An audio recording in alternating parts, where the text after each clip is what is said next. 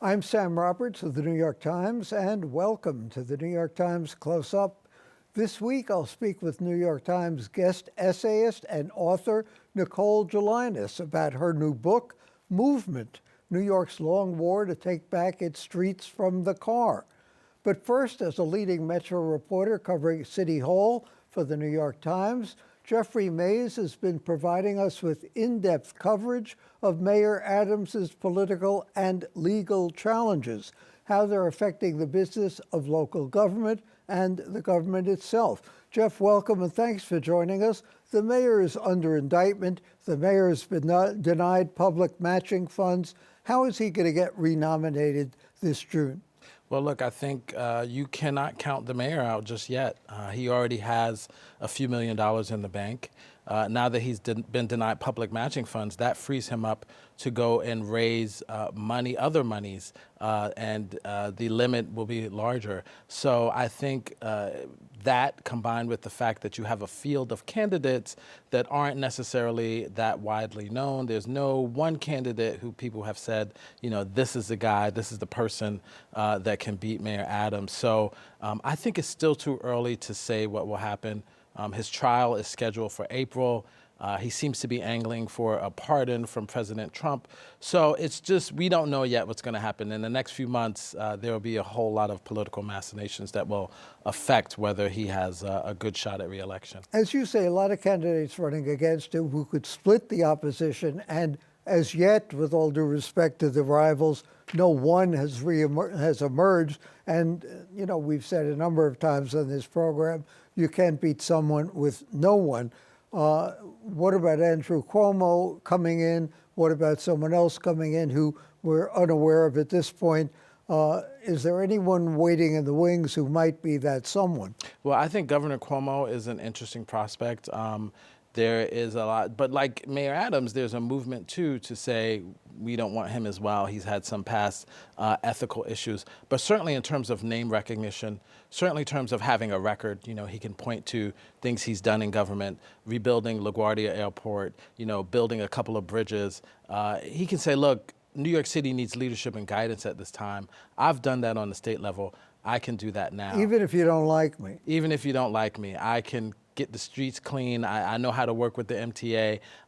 And then again, name recognition, might have money, you know, might be friendly to business. So again, we don't know what he's going to do.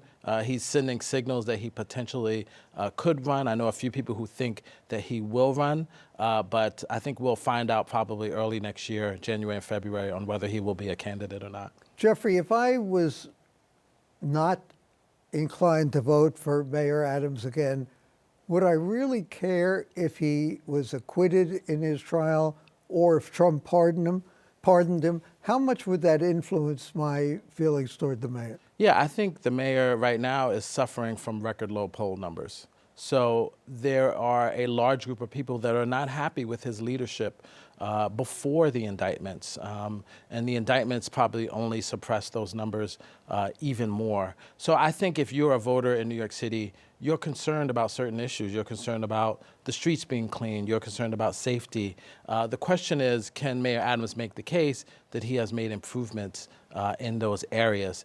His opponents, you know, Brad Lander, the city comptroller, Zelno Myrie, who's a state senator in Brooklyn, you know, Jessica Ramos, others have said that he has not done that job very well. And that is one of his biggest criticisms of the mayor, even before the indictments, that his management of the city has not been up to what New Yorkers should expect. You've covered City Hall, you've covered the city government. Is that a fair criticism?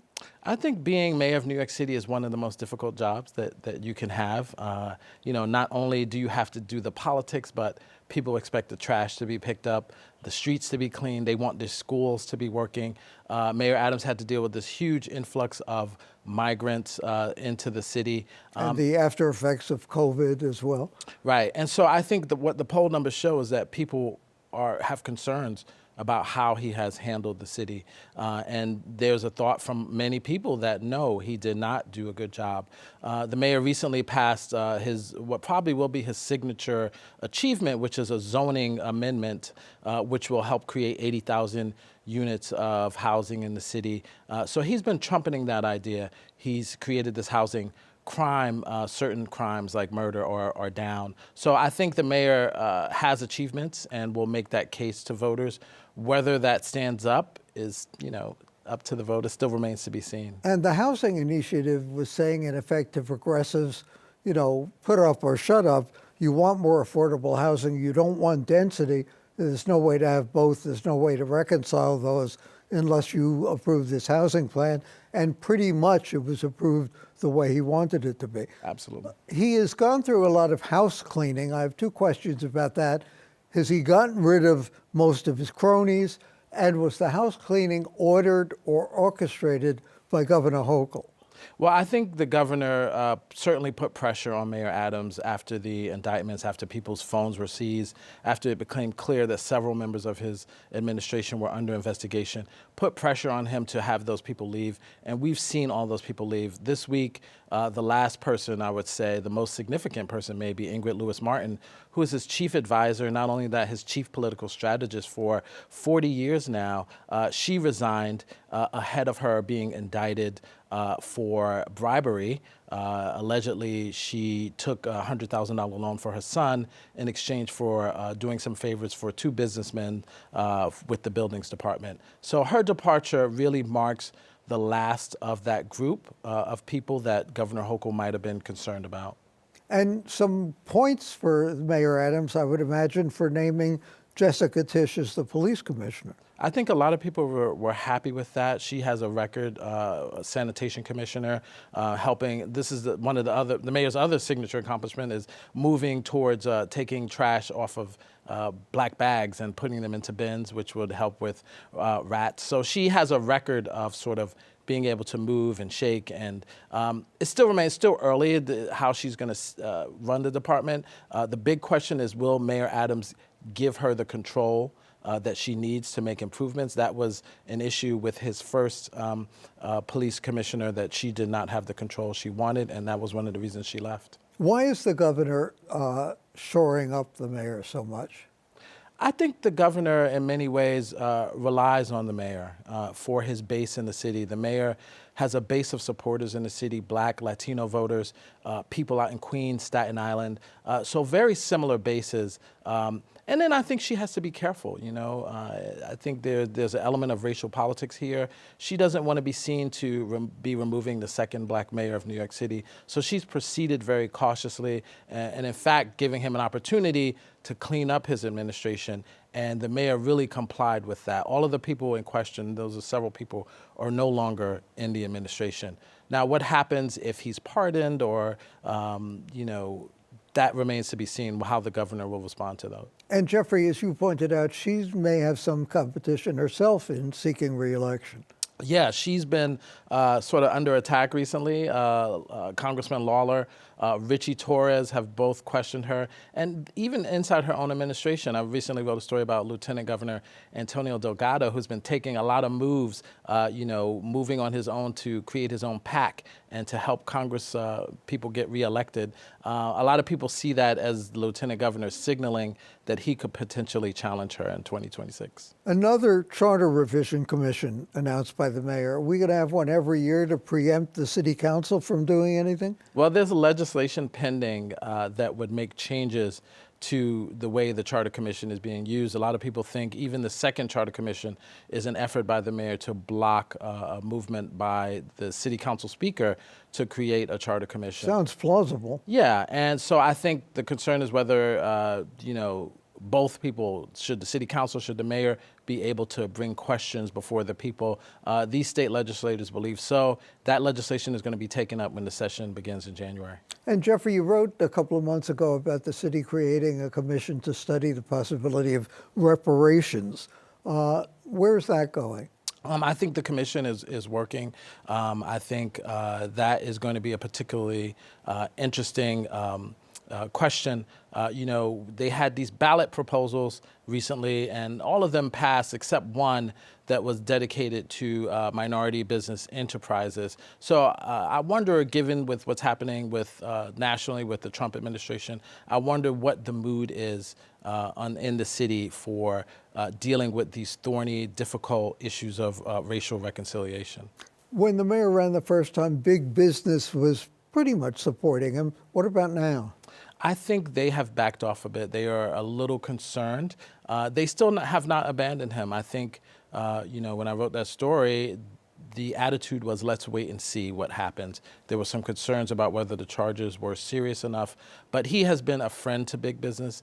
They like him. They like his focus on public safety as well. So it would have to be something definitive in order for him to lose big business. And if he did lose big business, I think that would be one symptom of whether or not he would win re-election. Jeffrey Mays of the New York Times, thank you so much for joining us. Coming up next, getting transit right with the author Nicole Gelinas.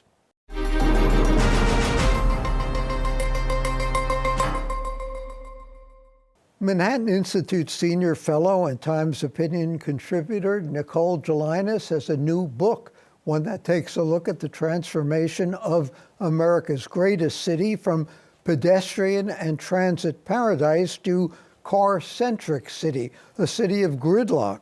It's called Movement, New York's long war to take back its streets from the car. Spoiler alert, it's not just about how Robert Moses ruined everything. Welcome and thank you for joining us. You say there's a nightmare scenario coming up without well-designed congestion pricing. Is that what we're going to get, assuming courts uphold the program that's now being proposed by Governor Hochul? Is that well-designed congestion pricing, and is that going to save us? Thank you, Sam. Well, what the nightmare scenario refers to is there are two paths for the city to take as it recovers from COVID. We see that over the past 5 years, car traffic has fully recovered to where it was in 2019. We're well above 100% of pre-COVID car traffic. But transit ridership has not recovered. We're only at about 85% of pre-COVID transit ridership. So clearly, people have felt more comfortable in their cars as we recover from the pandemic for a variety of reasons, ranging from disorder and crime underground to just having gotten used to not being on the subways every day, not needing that extra push to get back on the subways. But we know from the history of the 20th century, New York cannot be a city where we encourage people to get around by car. So we have two ways forward. Either we get people back on the transit system in the same numbers they were 5 years ago and continue to grow transit ridership, bicycle ridership, encouraging people to walk around, or we surrender and say, well, people want to get back in their cars, let's make it easier for them to do that. We know that just creates gridlock, pollution, and greater number of traffic deaths. So we need to, congestion pricing is one tool, but it's not sufficient to encourage people to take transit, not their cars. You also have to make people want to take transit and not take their cars. So the number of cars coming into the city is at the same level as it was pre-COVID. Exactly. Is congestion pricing going to reduce it? Congestion pricing will reduce traffic coming into Manhattan, but the trick is you don't want to discourage people from coming into Manhattan altogether. So it will not be a good thing if people say, well, I want to avoid this $9 fee, so I'm not going to come in and see a Broadway show. I'm not going to come in and go to work that day. I can just work at home that day. You need to build a transit system that people want to be on. So commuter rail, you need a much more frequent schedule. We need to alleviate the price increases on the commuter rail system. This should not be significantly more expensive than it is to take the subway. And we need to continue to address the crime and disorder situation on the subway so that people don't feel like they're being coerced to ride the subway. We saw, starting in the 1980s, you encourage transit ridership by making the transit ride more pleasant. People are not going to sacrifice their well-being to be on transit. So the choice can't be take the car into Manhattan or don't come into Manhattan. It should be, I want to be on the transit system to come into Manhattan. We still have a lot of people not coming into the office. Is that a good thing, bad thing? How do we change that? Right, it's better than it was. The office market is recovering. You know, most people are not staying home 5 days a week. They're coming into the office 3 and 4 days a week, or one week they may be in 5 days, another week maybe they'll be in 2 weeks. But again, a lot of this comes back to the commute. If this is the first time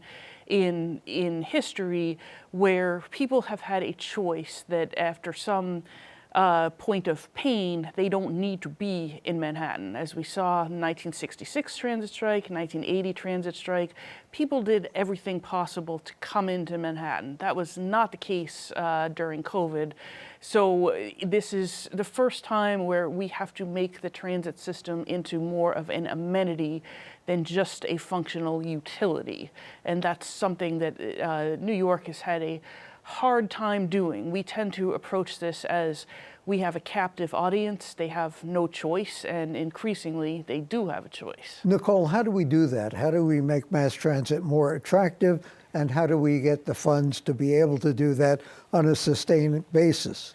Well, one of the issues is we have a transit system that was designed starting more than a century ago to bring people into Manhattan in the morning and send them home at the end of the day. So everything from frequency to where the nexus of transit lines all connects, that all comes together in Manhattan. So more and more you have people that might live in Brooklyn and they work in Connecticut, or they live in the Bronx and they work in Brooklyn, or they work at multiple different sites throughout the day and need to take multiple different transit trips.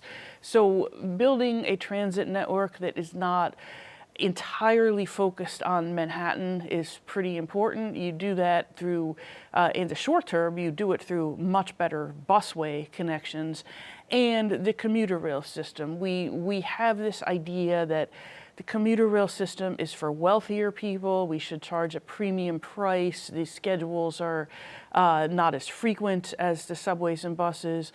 We should be moving toward a French style or a German style commuter rail system where this is just looks a lot like the subway. It's not, $500 a month for a commuter rail pass. If you miss the train, you don't have to wait another half an hour. This should be a system that is just as easy and not much more expensive to use than the subway system. And how do we finance that? Well, a lot of it, we have, our transit system differs from many transit systems in Europe in that it's much more expensive to run. So we don't have... Why is that? The labor costs are much more expensive. The healthcare system is, of course, very different here. It runs 24 hours? Yeah, exactly. The 24-hour system, just a number of inefficiencies in how we build things and how we run things that make it multiple times more expensive than running a French system or even a British system. So our problem is not the problem that it was in the 1980s, where you didn't have any dedicated tax revenues for the transit system. The MTA chairperson in the early 1980s, Richard Ravitch, had to go out, convince the business community to support these tax levies, mostly on business and on real estate, to rebuild the transit system after decades of neglect from, up until the late 1970s. We have all of those tax revenues. They've all kept up with inflation. We have new tax revenues. We've got the payroll tax that raises, close to $2 billion a year now for the MTA. We've got congestion pricing coming that eventually will raise $1 billion a year. So we've done very well at raising new revenues on a regular basis for the MTA. The issue is the costs have outpaced those regular revenues, and that's something, as a tax-saturated state right now, we have to start thinking about the cost issue. For example, Governor Hochul wanting to send people $3 billion in inflation tax refunds. Is that really a good idea, or should we be reprioritizing the state budget to figure out, are we spending too much on something and not enough on something else? But we've kind of reached a point where very difficult to ask New Yorkers to pay even higher taxes. You write in the book about subway heroes, among them Richard Ravitch, Gene Rushinoff, and others. Are there any subway heroes today? And One thing that I find striking, having covered New York in the 1970s in particular, is there any civic leadership today that creates a constituency to help save mass transit? I think, and I'm glad you mentioned, Gene, the Strap Hangers campaign was integral in creating a coalition of regular New Yorkers starting in the early 1980s who really put pressure on elected officials to get the graffiti off the subway trains, decrease the crime on the subway trains, and just in general supporting Ravitch as he rebuilt the system, but also keeping the pressure and the attention on. You know, you said you were going to do this and you didn't do it on the right schedule. You know, they were never, the Strap Hangers campaign was always annoying the MTA and New York City Transit because they weren't just cheerleading, they were also, you know, being quite critical when it was called for. I think the difference between the advocacy community then versus now is the advocacy community has been more reluctant to talk about public safety and disorder. You know, in 1990, Gene Rushinoff was not shy after Brian Watkins was murdered on the subway, saying, we need more police, we need to enforce the laws on the subway system so that people are not driven off the subway system. We see a reluctance to do that today. Why is that? Is that a race consciousness, or? It's partly that. The transit advocacy community has aligned itself with a more progressive left-wing political movement. That's not a good thing. This should be an apolitical movement in the New York City context. It is not something where it should be sort of associated with defund the police and lots of things that might turn the average moderate voter off. And the advocacy community has become much more institutionalized. 40 years ago, this was sort of more scrappy grassroots people. Everything from bicycle advocacy to street safety. It's much more well-funded nonprofits that may not be as close to what is actually going on the ground. You know, for example, if you talk to the average subway rider, as they keep saying over and over and over in the MTA surveys, we are worried about our public safety on the transit system. In that aspect of things has not been at the forefront of what the transit advocacy is advocating for right now. They're talking about things like free buses when most people don't want the bus to be free. They just want the bus to come frequently and to feel safe riding the bus. We have a new police commissioner. How do we make mass transit safer than it is? Well, one of the issues is that the police department continues to write fare-beating tickets. They continue to write summonses for breaking the rules in the transit system, but those things don't escalate. So when you've had someone doing these things 3, 4, 5 times, it's gone from summonses to being arrested because people have ignored the summonses. Nothing happens after that. So the deterrent effect has gone away because we are not using the criminal justice system to stop smaller crimes from escalating into larger crimes. Whose fault is that? Well, this is the reforms that the state legislature made to the criminal justice system between 2017 and 2019. So it's perfectly fine to say, we don't want someone to go to jail because they're mentally ill and homeless on the subway system, but then you have to have an effective way for getting that person help in a secure environment where they are not immediately back on the subway system. If the state wants to do this through the mental health system, that's fine and good, but they have not yet been effective of showing that this can actually work from the other perspective of making sure people feel comfortable on the subway system. I think it's better than it was a year ago, but it's nowhere near where we need to be. A quick last question. A lot of the blame for congestion is put on Robert Moses. We saw that in Bob Caro's great book, The Power Broker. How much of that is still true today, or is that something that we should look to other people for or not place blame at all? Yeah, I think we should stop blaming Robert Moses. I mean, poor Moses has been out of power for well more than half a century. Most of the roads, highways, parkways that he built were actually planned before he had any power. He was executing exactly what... But he put them into place. He was doing what New York City wanted done. This idea that he was imposing a highway system on a city that did not want that highway system is just not the case. Governors, mayors Mayor Wagner certainly in favor of the Cross Bronx Expressway. It wasn't until the mid-1960s that New York's political class, business class, and media class started to see the damaging impact of these highways and then moved away from finishing the construction of that blueprint. But he's a handy villain, but no global city got away from the 20th century without building some kind of highway network that they now have to at least partially unbuild. So I think it's our responsibility to say, if we don't like the impact of the Cross Bronx Expressway, why are we so slow about capping a portion of that expressway? You know, so who should we blame for that, and who should we blame for the lack of constituency and interest in fixing mass transit? I think we should blame ourselves. I mean, there's nothing stopping us from investing a couple of $2 billion and capping a portion of the Cross Bronx Expressway, building a park and knitting that part of the expressway together with some housing, some other investments. You don't need to have that open cut dividing those neighborhoods. I mean, by this point, it's nobody's fault but our own. And as you say, the more roads you build, the more traffic comes. Exactly, and we keep making that mistake. I mean, even as we speak, we've been widening several highways within New York City. So again, you cannot blame Robert Moses for widening highways today. And will narrowing Fifth Avenue work?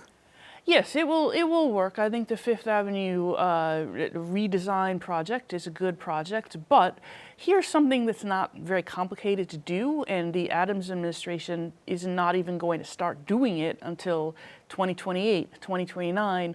Why not start doing it today? Paris, London, they have gone ahead with projects like this at a much faster timescale. You know, you go to London, they narrowed Oxford Street, they built some pedestrian plazas around Somerset House within a span of months and even weeks during COVID. I don't know why it takes us a decade to do something like that. Nicole Gelinas, a opinion writer for the New York Times, her book, Movement, New York's Long War to Take Back the Streets from the Car. That's it for this edition of the New York Times Close Up. For the New York Times and CUNY TV, wishing you a Happy New Year, I am Sam Roberts. And don't forget to download the CUNY TV app. You can catch our weekly program on the go, anytime, anywhere.